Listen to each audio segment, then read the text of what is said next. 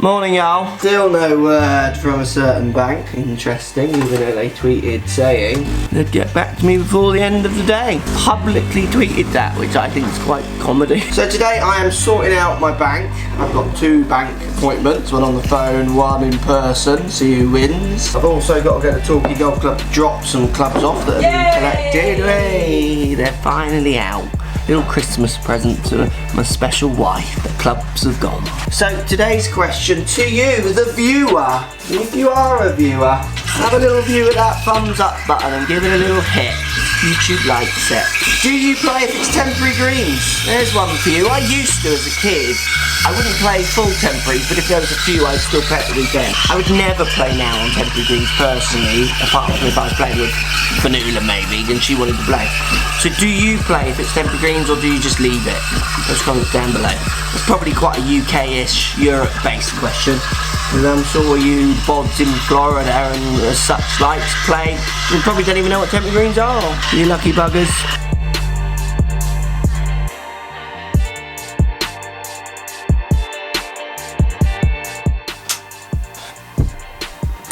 Right, today's swing. Now what I love about this action is he starts in a pretty funky, poor posture, doesn't he? That's not the greatest posture in the world, bear with. Just need a little bit more light. So you'd think, alright, let's sort this posture out. But then watch this, look, as he goes into his backswing, that's a pretty good backswing position. Like, I could send that picture to any coach in the world or any coach I respect, and they would be like, can't tell his handicap, could be a pro, could be anything. A few things though, which is interesting in here. It looks like he's 10-finger grip in here with a gap. We would definitely talk about that. Now, downswing then completely changes. Really interesting. He's struggling with everything going left. So the face is pointing left, path going left. You see the ball starting up to the left. I presume it cuts back a little bit, I hope. Well, that is the most unfunctional golfer on the planet, but I'm sure he's played looking at what he's doing here. What's interesting, so we're going to deal with grip ideas. We're also going to look a little bit at trying to change his ideas around path. The reason I chose this swing more than anything else is look at his wrist angles. They're really strong. So he's doing lots of things I would want a golfer to do, but still getting confused. And this is the beauty of coaching. It's never as black and white as often these videos and others try to make it, which is why I try to keep it as open conversation as possible. So let's look at his hold, how he changes direction, and then in turn how he uses the club face in a really positive way, and try and keep that in there to get some more controlled shapes going on. I am off to Lloyd's. Set me up an account. Hello, welcome to Lloyd's Bank. Good riddance, HSBC. Right, first tip, I'm just about to head to Torquay Golf Club. So first thing I want to think about, I don't like hands apart on the club at all. I got no problem with 10-finger baseball. I kind of personally prefer interlock and overlap, but I have nothing to prove that either of those are better over 10-finger. No data and experience of none of them really beating another. What I don't like is hands apart. I definitely see lack of face control, face awareness, even club path awareness when hands are apart on the club. Just get his hands touching, at least baseball, if they're not already, hard to tell on the video. I personally would like to see a bit of interlock or overlap as well. Just, I can't even back that up with anything. I just like to see it as a coach, but I'm more than happy with baseball. Point 1. Let's get to Torquay.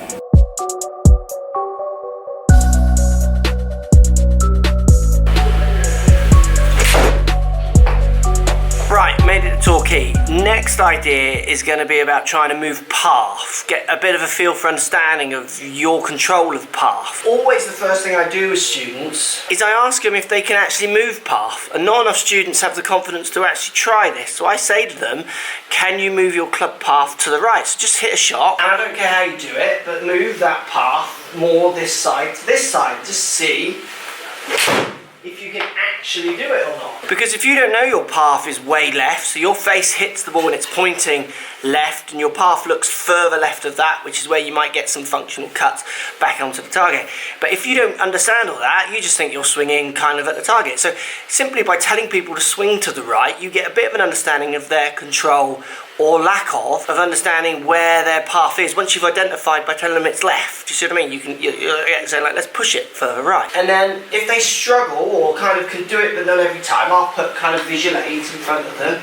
You know, there's a ball. I want you to feel like you're starting the ball right of that. And I want you to let path help you feel like that's happening. Because obviously face is going to dictate start position, but people, by trying to get them to start the ball right of something in front of them, often naturally move their path and their face more that way, just to do everything they can to get that ball out to the right. Because you've got to remember, his wrist conditions are good, so if we can get the path going more right of this face, he's going to get it drawing back, he's going to hit a completely different shot.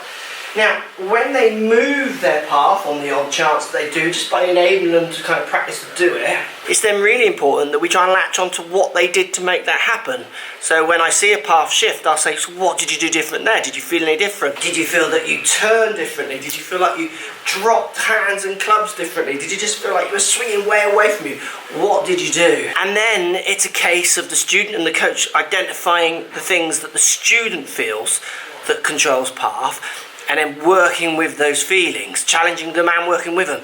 Not just a simple case of saying, right, you need to get here instead of here, and sometimes that works, but it's about that kind of self-discovery, that kind of safety that they feel to enable themselves to try something different, which is where often the learning curve is more kind of constant, as in it stays with them longer when they self-discover it, and it excites them as well. It makes them think they can do so much more in this game. Now we're going to do another drill where we think about the way you're turning, because I don't like the way you're turning, which can really kind of influence the direction, the path that you swing on. We're going to do that at home because it's a good indoor drill, so you can practice it at home as well, and obviously out on the golf course. But let's say we just get you to move your path by asking you to swing more to the right. We might identify this different feeling we're going to talk about, and then we're going to try and latch onto it. But we'll do that drill when we get home. I've got to battle back through the rain, see if I can make it home.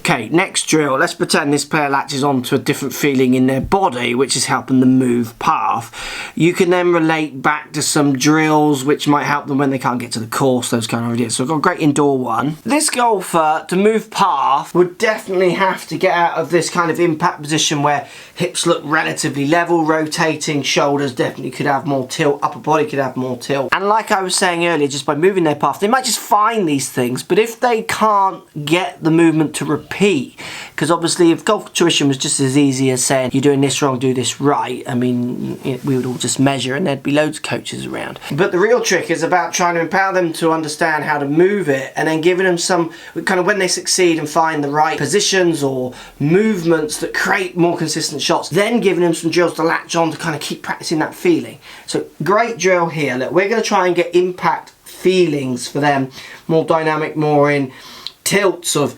hips, upper body, shoulders. So my spine tilt coming from my zip here. So if you're here, I'm going to try and get you more so rotated, but with left hip higher than right, left shoulder higher than right. So I want you to just put your hand, I'm using my desk here, you can use your table at home, putting my right hand on the desk, taking my golf posture, and what I'm going to do, my right hand is on the desk just behind my right leg, so it's literally just on the desk kind of here. Now my body is kind of square with this desk also, so I'm going to open it and I'm going to really tilt left pocket up, straightening left leg, left shoulder, feel like that goes up, but at the same time feeling like this right hand is staying back, because that's going to give me that feeling of where that club will be coming from, hopefully slightly behind these tilts. Your movement would be much more here. Now when you do that, if you were to like pull your hand off the desk, you'll feel how far left that wants to go, compared to feeling more tilt with rotation. Hand on the desk, just push it through. You'll see how that makes it easier, to kind of push out to the right if you wanted, or just straight towards target. So the real hope would be you kind of get this feeling in the first drill where I just asked you to swing to the right, and often then when you can't quite identify what you've done differently or make it repeat, we can then use this idea to help you train and get the feeling of those different body movements, just to keep pushing past that little bit further right of where you've already got it. Not messing with wrist angles, I like them, changing grip a little bit. Let's keep that club face in the kind of orientation it's at. Let's just move that path that little bit further right. Get off! Stop kicking me! What, you're kicking me? Well, you kicked me first. Be quiet! Quiet yourself. Right, there's only one thing for this. Great putt! Great putt! Yes, Ola. Great putt!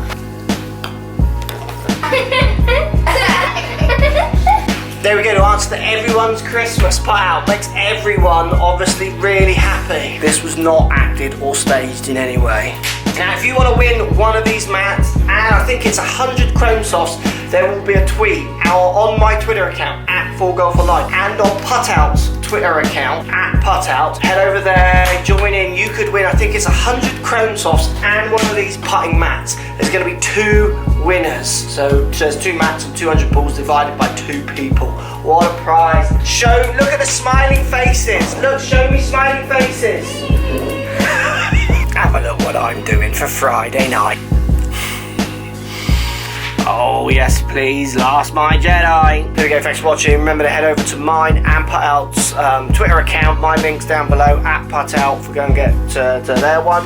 And get involved in that competition, it's a great prize. See you all tomorrow. Hopefully it'll stop raining. We're only one day away from the Last Jedi.